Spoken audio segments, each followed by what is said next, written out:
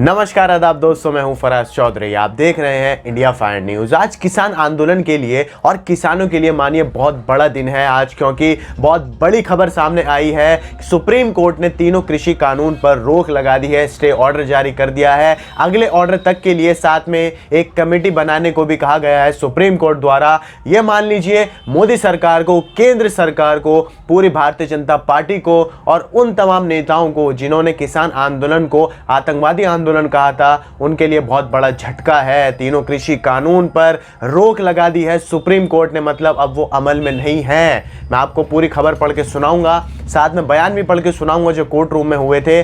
खबर आपकी स्क्रीन पर है, साफ लिखा है जिसमें 3 कृषि कानूनों पर 3.5 महीने बाद ब्रेक, तीनों कानूनों के अमल पर सुप्रीम कोर्ट की रोक, बातचीत के लिए 4 सदस्यों की कमेटी भी बनाई गई। मतलब सुप्रीम कोर्ट ने एक कमेटी तैयार कर दी है जो सीधा सुप्रीम कोर्ट को अपनी रिपोर्ट सौंपेगी। मगर उससे पहले जो बड़ी खबर है, किसानों के लिए 48वां दिन है आज उनके आंदोलन को। कड़ाके की ठंड थी, बारिश भी हुई है, कितने लोगों ने अपनी जान गंवा दी है और आज जाकर उनके लिए अच्छी खबर आई है जहां तीनों कृषि कानून पर रोक लगा दी गई है।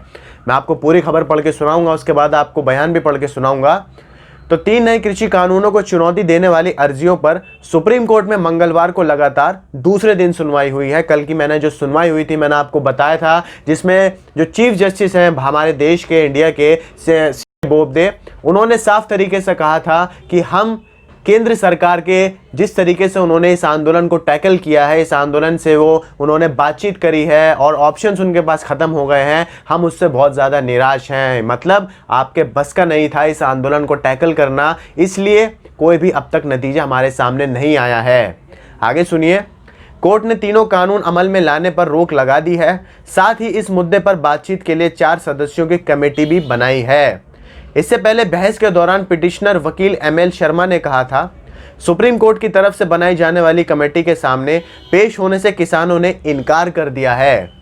किसानों का कहना है कि कई लोग चर्चा के लिए आ रहे हैं लेकिन प्रधानमंत्री सामने नहीं आ रहे हैं। यह आज बहुत बड़ी बात कही थी किसानों ने, संगठन ने कोर्ट रूम में, कि जो प्रधानमंत्री हैं हमारे देश के नरेंद्र मोदी साहब, वो अभी तक किसानों के सामने नहीं आए हैं। इतनी सारी बैठक हो गई हैं, वो एक भी बैठक में नहीं आए हैं। उन्होंने किसानों से डायरेक्ट ज़मीनी स्तर पर आकर कोई भी बात नहीं की है। उन्होंने ये चिंता जताई थी किसानों ने कोर्ट रूम में। इस पर चीफ जस्टिस SA बोबडे साहब कहते हैं, हम उन्हें नहीं बोल सकते, इस मामले में वे पार्टी नहीं हैं। यहाँ चीफ जस्टिस ने साफ कह दिया था कि हम प्रधानमंत्री साहब को कुछ नहीं बोल सकते हैं क्योंकि वो पार्टी नहीं हैं। आगे अब मैं आपको बयान पढ़ के सुना रहा हूँ जो आज कोर्ट रूम में एक्सचेंज हुए थे। तो जो अटॉर्नी जनरल हैं के वेणुगोपाल, वो कहते हैं, हम कह चुके हैं कि आंदोलन में खालिस्तानियों की घुसपैठ हो चुकी है। अब तक केंद्र सरकार के जो वकील हैं, अटॉर्नी जनरल साहब हैं, ये अभी तक इसी बात पर अटके हुए हैं कि इस आंदोलन में खालिस्तानियों की घुसपैठ हो चुकी है।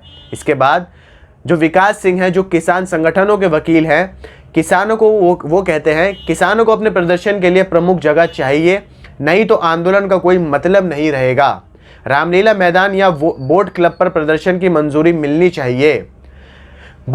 चीफ जस्टिस, हम अपने आदेश में कहेंगे कि किसान दिल्ली के पुलिस कमिश्नर से रामलीला मैदान या किसी और जगह पर प्रदर्शन के लिए इजाज़त मांगे। यहाँ सुप्रीम कोर्ट ने साफ कहा है कि वो कहेंगे कि किसान दिल्ली पुलिस के कमिश्नर से इजाज़त मांगे कि वो रामलीला मैदान में अपना आंदोलन कर सकते हैं या नहीं। इसके बाद चीफ जस्टिस साहब फिर कहते हैं, एक अर्जी में कहा गया है कि एक प्रतिबंधित संगठन किसान आंदोलन में मदद कर रहा है। अटॉर्नी जनरल इसे मानते हैं या नहीं। इसके बाद वो कहते हैं कि इस आंदोलन में खालिस्तानियों की घुसपैठ हो चुकी है। फिर AP सिंह हैं, जो भारतीय किसान यूनियन भानु के वकील हैं, वो कहते हैं कि किसानों ने कहा है कि वे बुजुर्गों, महिलाओं, बच्चों को वापस भेजने को तैयार हैं। फिर चीफ जस्टिस साहब कहते हैं, हम रिकॉर्ड में लेकर इस बात की तारीफ करना चाहते हैं। यहाँ पर आपने गौर से सुना इस बयान को, चीफ जस्टिस साहब के सुप्रीम कोर्ट ने बयान दिया है कि हम किसानों की इस बात को रिकॉर्ड में लेकर उनकी तारीफ करना चाहते हैं कि अगर किसान तैयार हैं कि वो महिलाओं को, बच्चों को और बुजुर्गों को इस आंदोलन से वापस घर भेजना चाहते हैं तो उनकी तारीफ है। आगे सुनिए। ML शर्मा साहब कहते हैं, नए कृषि कानून के तहत अगर कोई किसान कॉन्ट्रैक्ट करेगा तो उसकी ज़मीन बेची भी जा सकती है। यह मास्टरमाइंड प्लान है। कॉरपोरेट्स किसानों की उपज को खराब बता देंगे और हर्जाना भरने के लिए उन्हें अपनी ज़मीन बेचनी पड़ेगी। आपको इस लाइन से शायद इन तीनों कृषि कानून के जो पीछे का खेल है वो समझ में आया होगा। मैं आपको दोबारा फटाफट से पढ़ के सुना रहा हूँ। नए कृषि कानून के तहत अगर कोई किसान कॉन्ट्रैक्ट करेगा तो उसकी ज़मीन बेची भी जा सकती है। यह मास्टरमाइंड प्लान है। कॉरपोरेट्स किसानों की उपज को खराब बता देंगे और हर्जाना भरने के लिए उन्हें अपनी ज़मीन बेचनी पड़ेगी। चीफ जस्टिस साहब इस पे कहते हैं, हम अंतरिम आदेश जारी करेंगे कि कॉन्ट्रैक्ट करते वक्त किसी भी किसान की ज़मीन नहीं बेची जाएगी। ये सुप्रीम कोर्ट ने ऐलान किया है। इसके बाद एमएल शर्मा जो कृषि कानूनों को चुनौती देने वाले मुख्य पिटिशनर हैं, एमएल शर्मा साहब, वो कहते हैं जस्टिस जे.एस. खैर, जस्टिस जी.एस. सिंघवी कमेटी में शामिल किए जा सकते हैं।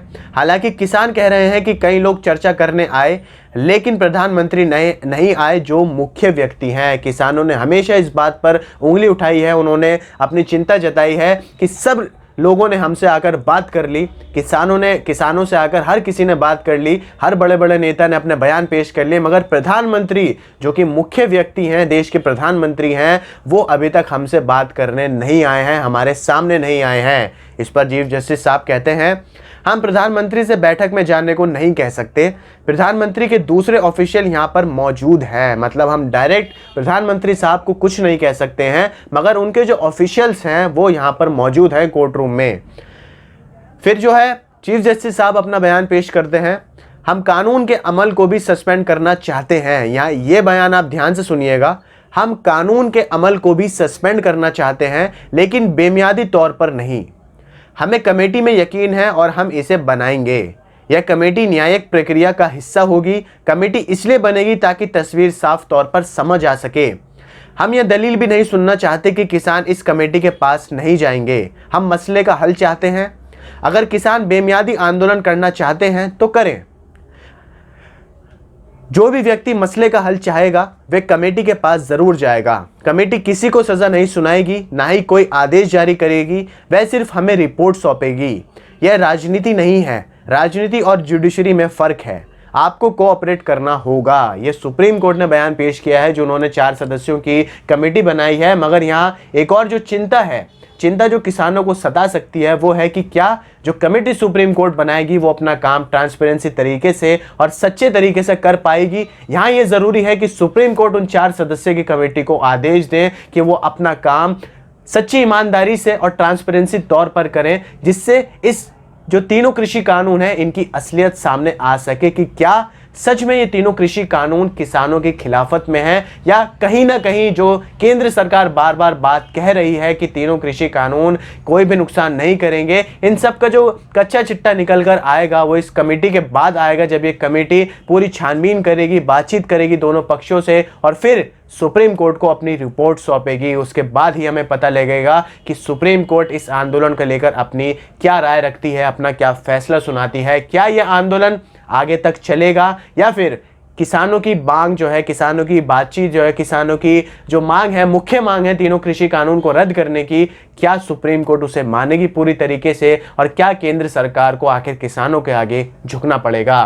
खैर, आज की यही बड़ी खबर थी कि सुप्रीम कोर्ट ने अभी हाल ही के लिए तीनों कृषि कानून पर रद्द कर दिया है, उन्हें स्टे कर दिया है, वो अमल में नहीं आएंगे और 4 सदस्यों की यहाँ कमेटी बना दी गई है। बाकी आपको ये खबर कैसे लगी आप मुझे कमेंट कर बताइए। आपको ये वीडियो पसंद आई हो तो इसे आगे शेयर कीजिए, वीडियो को लाइक कीजिए और हमारे चैनल इंडिया फाइन न्यूज़ को सब्सक्राइब करके बेल का आइकन दबाइए ताकि आपको आगे की सारी अपडेट्स मिलती रहें। मुझे दीजिए इजाज़त, नमस्कार।